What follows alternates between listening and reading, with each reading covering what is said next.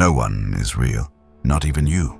What you call your personality, that charming voice, those well-phrased opinions, that half smile in conversations, it's camouflage.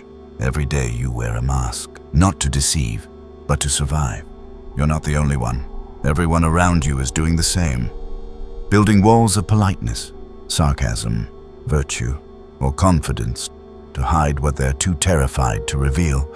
But here's the catch. The mask always cracks. And when it does, you don't see deception. You see confession.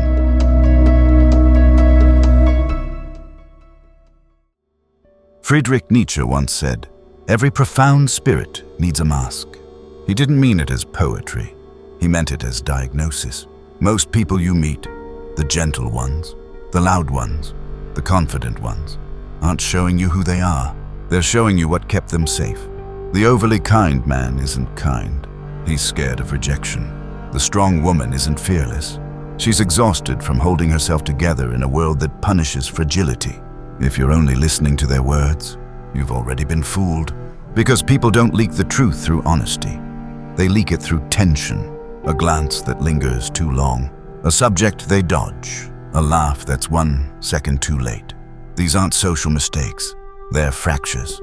And if you know where to look, they're more revealing than a confession under oath. Nietzsche's first psychological truth is brutal.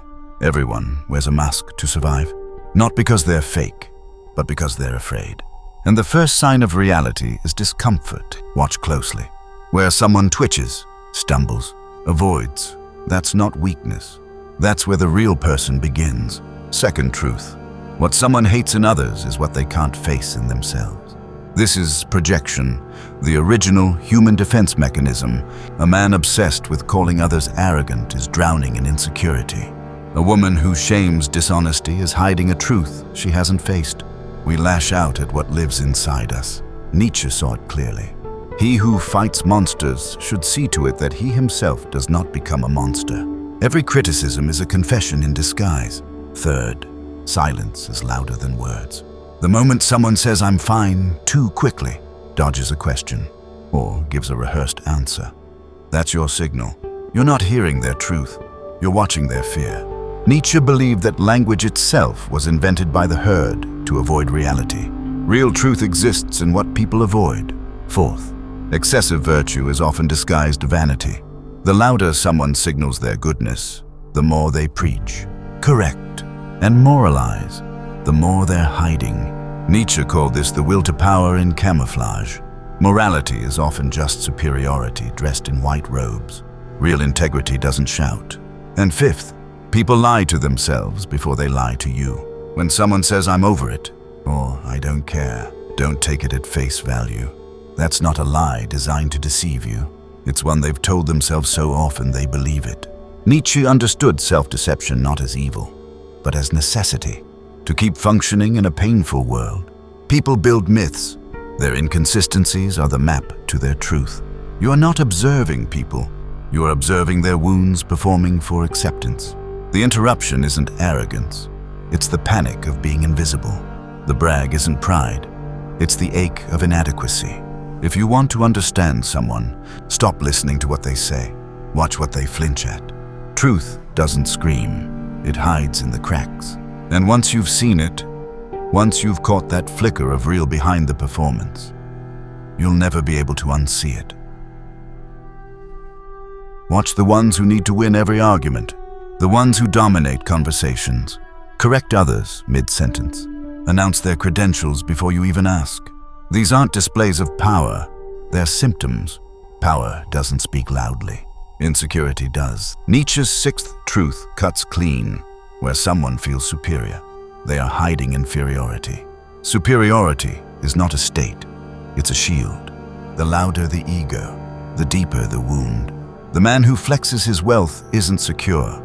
He's afraid of being insignificant. The woman who broadcasts her independence is often terrified of needing someone. The influencer who posts daily affirmations of self-love is still begging the algorithm to reflect it back. And you've probably felt it yourself. That strange emptiness after trying to prove you're above it all. That's because superiority is never a final destination. It's just a performance with shaky lighting. Truth 7 reveals what fuels it all. Most actions are driven by unconscious fear. The fear of being forgotten, rejected, abandoned. The fear of failure, masquerading as hustle. The fear of unworthiness dressed up as perfectionism. People don't pursue goals. They flee ghosts. And until you learn to ask not, what do they want, but what are they afraid of losing, you'll keep mistaking desperation for confidence. It's not just behavior, it's ideology. The critic who can't stop tearing others down. You're not witnessing analysis. You're witnessing projection.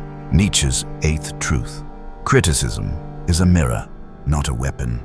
The man who mocks vulnerability likely wasn't allowed to cry. The woman who scoffs at ambition probably gave up on hers. Hate is rarely about the target. It's about the memory, the shame, the fear. Most judgment is a cry of "I couldn't, so you shouldn't." And this is where the 9th truth exposes what most never see. Guilt hides behind false confidence. That polished executive, the flawless mother, the spiritual guru who always seems above it all. Watch closely.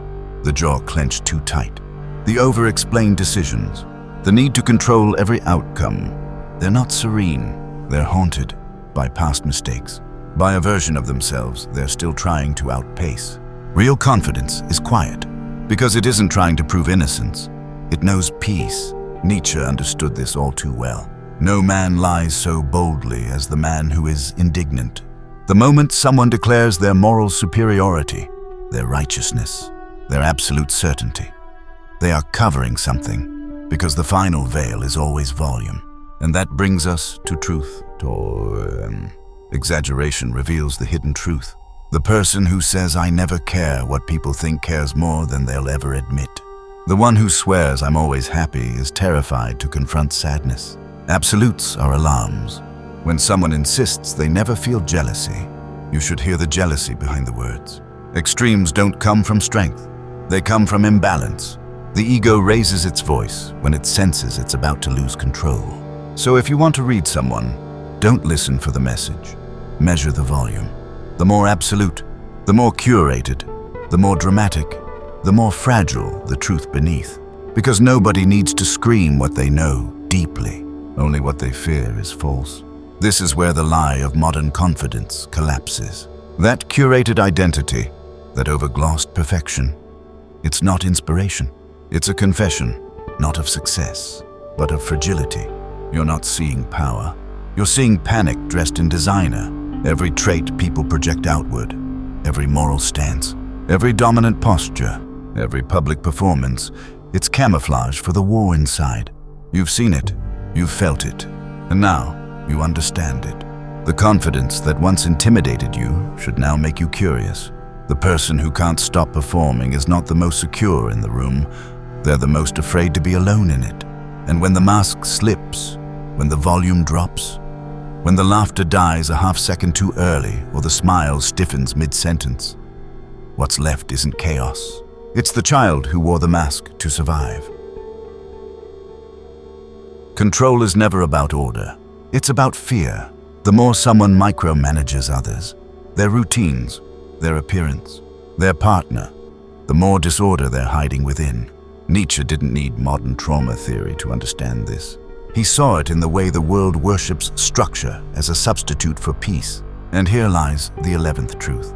Those who seek control are not strong. They are terrified of their own chaos. The obsessive planner isn't efficient. They're terrified of uncertainty. The man who controls his partner's choices doesn't trust her. He doesn't trust his worth. The woman who cannot rest isn't disciplined. She's afraid that silence will reveal a life she can't emotionally explain. Control is the armor of someone whose internal world has turned against them. So they try to dominate the external one before it exposes them. And when that armor becomes performance, curated, dramatic, non-stop, you're no longer seeing a human being. You're seeing an empty core disguised as spectacle. The 12th truth. The louder the performance, the hollower, the soul behind it. You know this already. You've scrolled past it every day. The oversharing, the self-branding, the pageantry of pretending to be whole. But when someone truly knows themselves, they don't broadcast it. They don't have to, Because stillness doesn't beg for attention, it radiates. So why perform? Why lie so loudly? Because underneath performance isn't pride, it's pain. This brings us to Nietzsche's 13th revelation. No one speaks from logic. They speak from pain. The views someone holds, the arguments they cling to, the people they demonize or idolize. These aren't products of careful reasoning. They're symptoms of what broke them. A man who says love isn't real isn't being rational. He's remembering abandonment. A woman who says people are selfish isn't objective. She's reliving betrayal. Beliefs are not truths. They're emotional wounds wearing the mask of certainty. That's why arguing rarely works. Because you're not debating ideas. You're confronting scar tissue. Scar tissue fights back. Elbert Hubbard once wrote, "Man is not punished for his sins, but by them. The same is true of pain. People aren't punished for what they suffered. They're punished by what they repeat. Until they learn to name the wound, they'll keep mistaking it for personality. And if you want to see someone's soul, not the one they advertise, but the one they buried, watch how they respond to weakness." Here is the 14th truth. How someone treats weakness reveals their true power. It's easy to perform kindness to the strong, but how do they treat the lost, the broken, the imperfect? Mocking weakness is not strength, it's fear. The man who cannot tolerate sadness is still running from his own. The woman who punishes mistakes likely grew up never being allowed to make one. But the one who sees fragility and doesn't flinch, who stays when others hide, who softens when others harden, that is the person who has made peace with their own past. And only the healed can respond without needing to defend. By now, something has shifted in you. You began this thinking you were learning to read others, but now you're seeing it.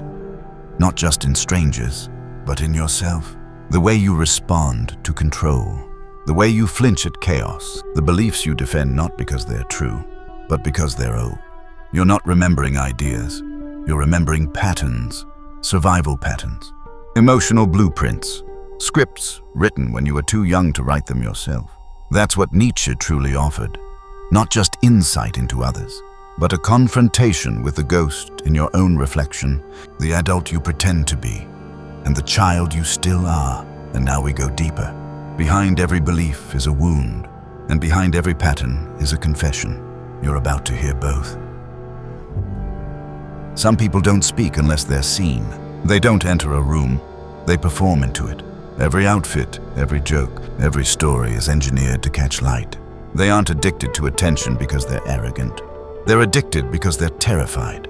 This is Nietzsche's 15th truth. Those who fear being forgotten chase attention, not to celebrate who they are, but to outrun the silence that tells them they're nothing without it. Look deeper. The loudest person in the room often carries the quietest wound, the ache of being invisible when it mattered. A child ignored becomes an adult who oversaturates, who builds noise to avoid emptiness, who confuses applause with acceptance, and relevance with love. And the more they're unseen, the harder they shout. Attention isn't ego. It's grief dressed in sequins. But the performance doesn't end there. Watch who they attack. Watch who they can't stop mentioning. The co-worker they mock. The ex they can't let go. The celebrity they tear down. The 16th truth follows. The person they attack is often the person they envy. This is why some hatred feels so personal. Because it is. Envy isn't just admiration with shame. It's desire with chains. A woman who hates your confidence might be starving for her own. A man who mocks your discipline might be drowning in his chaos. They aren't attacking you. They're bleeding on your reflection. It's easier to destroy the mirror than to look into it. But envy is rarely cruel. Envy is a cry. I wanted that, but I believed I never could. So they tear down what reminds them of what they buried. Not because they hate it, but because it haunts them. And if that sounds familiar, it should. Because the patterns you see in others, they're in you too. They always have been. This is the 17th truth, the one most people can't accept. People don't act out beliefs, they act out childhood. Your behavior isn't logical, it's inherited. You aren't choosing your reactions, you're repeating them. Roles formed in bedrooms and playgrounds now dictate boardrooms and bedrooms again. A person who was never heard as a child becomes the adult who interrupts everyone. A girl who had to be perfect to receive love becomes a woman who cannot stop achieving, even when it costs her everything. A boy shamed for showing emotion becomes a man who calls vulnerability weak, not because he believes it, but because he had to. As Wordsworth wrote, "The child is father of the man." Every adult is just a child with armor and bills. We don't evolve past our wounds. We perform around them. But the truth, the final, irreversible truth, is this. Every behavior is a confession. Nietzsche's 18th revelation. Their patterns are their testimony. You just have to know how to listen. A person who ghosts when intimacy appears is saying, "This closeness feels like danger." A person who overworks is saying, "My worth is in my output, not my presence." A person who flirts but never connects is saying, "Touch feels safer than truth." They're not random. They're ritual, repeated compulsions, predictable scars. And if you listen not to their words, but to their rhythms, you'll hear the real story, not the one they post, the one they carry, the one they don't know how to put into words, so they live it on a repeat. This is what Nietzsche saw when he stared into the abyss. Not darkness, not madness, but patterns, and behind those patterns, children, still hiding, still hoping, still trying to survive in a world that taught them safety comes at the price of authenticity. So what does this mean for you? It means every time you judged someone's behavior, you missed their story. Every time you envied their confidence, you misunderstood their wound. Every time you tried to fix someone, you trampled the architecture of their defense system. But now, you see it, you feel it. And it's not just about them anymore. It's about you, your envy, your defenses, your ghosts. You were never meant to stay blind. If this woke something in you, subscribe, because what's coming next will burn the rest of the mask away.